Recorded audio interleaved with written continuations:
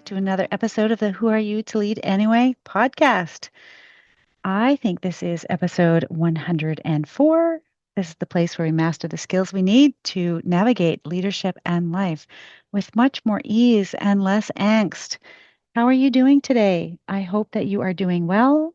I am just back from 10 days of being on the road, lots of driving. Went to see our grandson for his first birthday, which was super fun, right?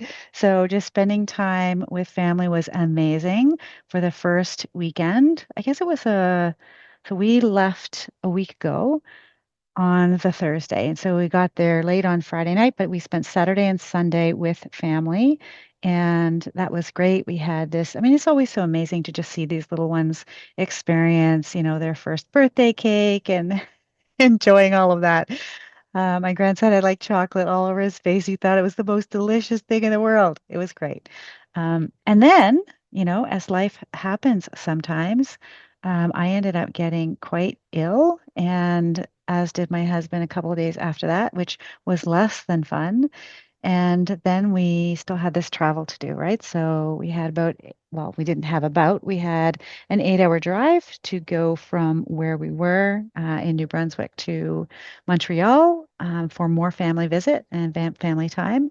And we were starting to perk up by the time the weekend came. So we had good weekends. It was just through the week. It wasn't so fun to be me. I was not feeling so great. I had the worst stomach flu ever. Anyway, enough about that. I hope that you are having a great start to your week. I hope that wherever you are in the world, there are good things in front of you, even if there are challenges. I hope that I shouldn't say I hope. I know that in the challenge, like that's where the opportunity lies. So even for me, in being sick last week, there was a great opportunity. And the opportunity was to be able to just really unplug, slow down, rest, refuel myself, recalibrate, take care of myself in ways that I hadn't before.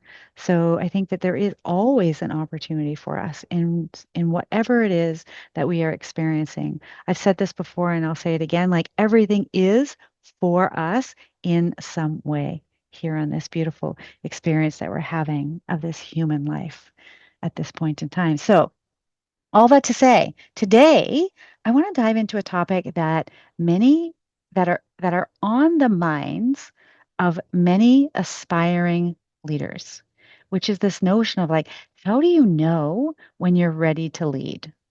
Right? So if you are someone who's been thinking about stepping into a leadership role, you might find yourself asking, like, when is the right time? How will I know if I'm ready? And these types of questions are completely natural and a part of the journey to becoming a leader. And today I want to share some insights from a recent coaching session, exploring these questions and offering some guidance on how to recognize when you're ready to lead. So let's start with awareness. Imagine you're in a space where leadership opportunities are starting to pop up all around you. You're noticing these opportunities. But when it comes to making a move, you find yourself hesitating. Maybe you're talking to your mentors and your friends, and their feedback has been mixed, right? So you're seeking this feedback. Some say you're ready, others suggest it's too soon.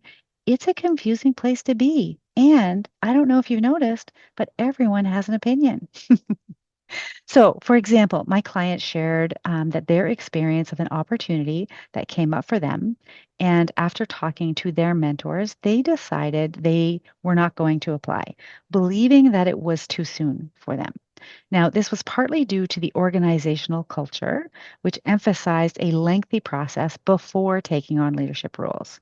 However, their friends and their peers believe that leadership isn't solely about age or experience, it's about the value that you bring to the role.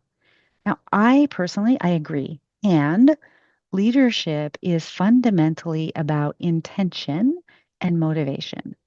So it's not merely about holding a position of authority, but about the purpose and the drive that shape our action. When we lead with clear intention, we guide teams with a vision that aligns with our values and our goals and what we want to accomplish. And it's motivation that fuels this journey. It's motivation that pushes us to inspire and to engage others in pursuing that shared mission. And effective leadership requires a conscious effort to set meaningful objectives and cultivate an environment where others are motivated as well to be able to come to work and contribute their best work. So, in my personal view, it's this blend of deliberate intention and passionate motivation that transforms leadership from a role into a powerful force for positive change. And those are just my thoughts about leadership. So, how do you know when you're ready? Well, here's a few indicators you might want to consider. The first is like experience and skills. So just reflect on your experience and the skills that you have been practicing. Like, are you leading in informal ways already? Are you taking initiatives and practicing your own leadership skills in smaller projects or team activities? Like, are you taking the lead to lead a meeting, to go and find out something and bring it back, or go communicate something? Like, what are the ways that you're already doing that? My guess is there are more ways that you're doing that and practicing that you might even realize. The second thing to think about is self reflection, right? Really, and what I mean here specifically is paying attention to your self talk. Are you discounting your abilities and starting conversations? For example, I might not be ready, but can I get your thoughts on this opportunity that I'm considering? So I'm laughing because, and this is like I'm laughing with you because I've been there and I've done this. That could be a sign of self doubt, which is normal rather than actual unreadiness, right? So you can just be doubting it. And that can be totally normal to doubt it and to have questions about it and to want to have answers to some of those questions that you have about it. So just thinking about like and noticing, tuning in, eavesdropping, like what is the narrative that you're telling yourself about the role, about your readiness, about what will be required, etc. And that self-reflection can be really, really key because thoughts are things, right? So if we think we're not ready, that's exactly what shows up for us. The third thing to think about is feedback from other people. So, while it is important to consider the opinions of mentors and colleagues, also recognize your own strength and your own capabilities. Now, I have seen this happen so many times, and it doesn't matter what industry, it doesn't matter any of that, like where employees would have these conversations with mentors for all of the right reasons. And meanwhile, behind the scenes, organizations are preparing to promote these folks, right? So I asked my client today, I said, like, so if you were promoted, like, let's say after this call, you get a call from your leader and all of a sudden you have been promoted, will you be ready? Well, of course. Yeah. And that's the interesting thing, right? So sometimes I think we get in our own way by overthinking these things for ourselves. The other piece that I wanted to say here is just a noticing, right? So be mindful of letting external opinions overshadow your self-belief and your own capabilities. I think I've mentioned this on the podcast before. If I have, forgive me. If I haven't, this will be new. So, I mean, there have been roles where I have applied for the roles and hadn't gotten them and got back, the reasons I didn't get the role. And to be truthful, I didn't buy it. It's like, yeah, those may be the reasons that you're telling me. And also, while I can believe that you believe those reasons, I still believe that I was the best candidate for the role. And I'm not saying that, I was better than the person that they chose, although there are times that I would say that was the case, that would be true. But also, I didn't allow those no's mean that I wasn't still capable, that I didn't still believe in myself. As a matter of fact, I did at times, if the no kept coming, I mean, those would be when I would look for different opportunities to create more opportunity for myself to lean into the capability and the abilities that I had because I had such a desire within me to lead that it was less about where I led and more about the fact that I led. So, all that to say, the people that you seek guidance from, right? Like their journey is their journey. And what worked for them, but it may not be the thing that worked for you, that works for you.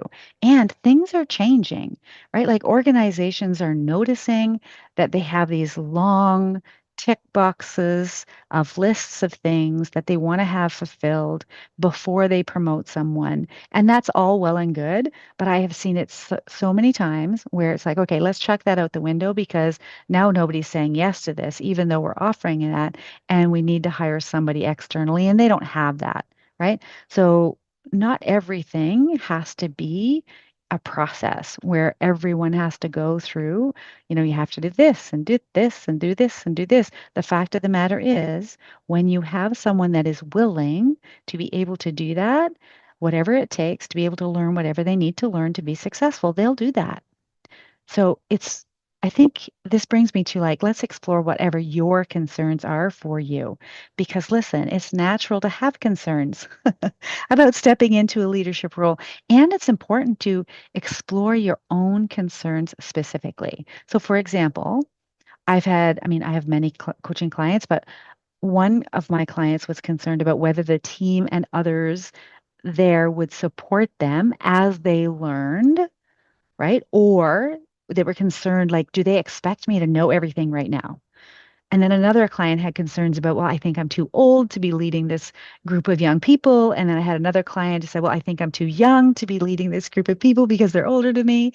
And then I have another client who's like, I'm concerned because I don't know how to do performance reviews. And another was concerned about how to delegate. And you're starting to get the point, right? But it's really for you to think about and get curious about like what are the concerns that you have specifically and explore those for yourself in a way where you're curious, not where you're like beating yourself up or judging yourself for being less than or those sorts of things, but really getting curious about what are those concerns that I have, and out of these concerns out that I have, what are the ones that I really want to be aware of. Maybe there's something, some action I want to take here. Maybe there's a plan I want to make around that. Regardless, the theme is like whatever the concerns that you have are, what I've seen time and time again is that they all stem from a fear of the unknown and a desire for control and certainty, which comes from the mind, right? So it's important to ask yourself something like, will I ever feel 100% confident? Probably not, right? But confidence grows with experience. And in order to get experience, you have to do the thing that you're fearing to do, right? So let's talk about learning to lead, because here's what I can promise you. You do not need to know everything from the start. 100% hand on heart, you don't. When you take on a leadership role, you will figure things out along the way. And it's okay to ask for help and learn as you go. Think about some other place in your life. Maybe before you got married, if you're married, before you had a child, if you're a parent, before you bought a home, if you're a homeowner. You likely felt like you needed to have all of the answers or to have everything figured out, but you didn't. And not only that, but over time, you realized that the value was in problem solving, which allowed you to then build or renew or refresh, enhance different skills, and also leverage the strengths and talents of those around you. You don't need to know everything. This is just a story from the mind that you have to know all of the answers, right? There is no book of right answers. There is no one human that has all of the answers.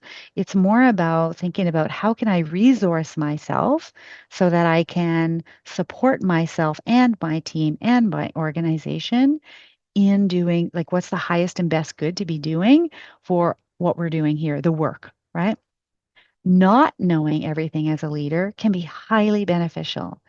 It fosters continuous learning and curiosity, and it encourages team collaboration by valuing those diverse perspectives that you have on your team. Like you've hired these people, your organization has hired these people for a reason. Let's get out of their way and allow them to bring their skills, their talents, their genius, their expertise to the work.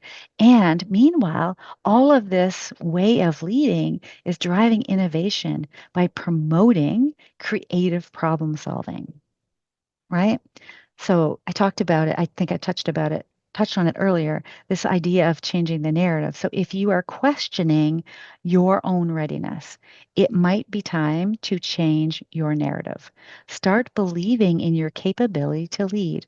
Look for all of the ways that you already are.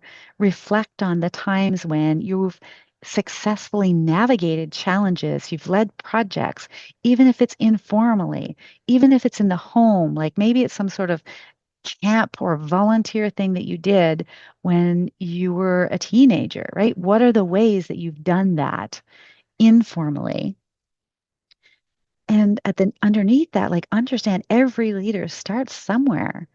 And it's the willingness to step up. It's the willingness to stand out. And it's the willingness to learn that makes a great leader. Admitting limitations, in my mind, enhances your authenticity and your credibility. It builds trust and it allows you to tap into the expertise of others around you.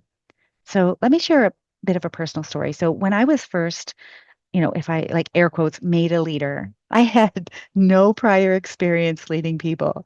I figured it all out by being transparent. Like I was just like, yeah, I don't know the answer. So let's put our heads together and figure out what that is. And embracing what I didn't know developed a resilience and an adaptability within me that led to a more dynamic would be I guess the word that's coming up, dynamic and effective leadership approach. Like I really loved the way that I just didn't know and the way that that I approached it. Let me tell you, we made mistakes. But we learned and we grew from all of them. It was engaging. It was so much fun. Sometimes there were late nights because of the mistakes, but it didn't matter because that was also another opportunity to use everyone's skills, right? That experience taught me that leadership was not about having all the answers, but instead it was about guiding and supporting others to be and become their best individually and as a team. So for you, perhaps to further assess your readiness, some of these following questions, I just have a few for you to think about, like why do I want to lead? Right? Reflect on your motivation and ensure that your motivation aligns with the responsibilities of leadership. How do I handle failure and setbacks? Consider your resilience and how you learn from mistakes. Like, are you someone who makes it mean something about you? Like, is that I'm feeling like I am wrong? Or is it that, hey, this is another opportunity to try something else, right? And the quicker that we can understand that, the quicker we can make an error, the quicker we can try something new, right? This notion of like, fuck around and find out. Let's figure out what's the next thing. What is the solution? Because things are changing. Used to be before that we had time to figure that out. Now, I don't know if you've noticed, but things are changing at a fairly rapid pace. So the quicker we can turn that around, the quicker we can explore, we can try something new, we can evaluate it, we can learn from it, we can do something else. Like the quicker we can iterate. So how do you handle failure and setbacks? Think about that. How do you want to handle failure and setbacks? What's the gap? Am I willing, this is the last question, like, am I willing to prioritize the needs of the team over my own? Like, what if it's not about you? What if leadership comes through you, right? Evaluate your willingness to serve and support others. So, if you are out there and you are listening and you are wondering if you are ready to lead, remember, readiness is not about perfection. It's about willingness, self awareness, and the courage to step into the unknown. Trust in your ability to learn and grow, and know that the journey of leadership is a journey. It's as much about developing yourself as it is about guiding others. You cannot lead them where you haven't gone yourself, right? And so part of this is like, okay, let's go. Let's go there. Let's go there together. Let's learn together. You do not have to have the answers right now. Keep exploring, keep growing, and keep believing in your potential. So that's what I have for you today on this beautiful end of July. I think you will be, I can't even remember what the date is tomorrow, but when this comes out, I just want to say, I hope this was useful for you. And I want to appreciate you and say thank you for tuning in to Who Are You to Lead Anyway. My desire was that it was going to provide you some clarity, some inspiration, and some thoughts to think about that can help you get yourself ready, because that's really what the work is. And if you have any thoughts, any questions, feel free to reach out. I'm always here to support you. And until next week, keep leading with courage and authenticity.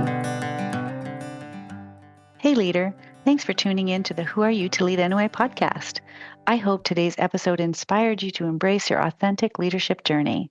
I want to invite you to join my mailing list at www.cynthiajamesoncoach.ca and claim your copy of Your Inner Compass, a guide to charting your course to authenticity.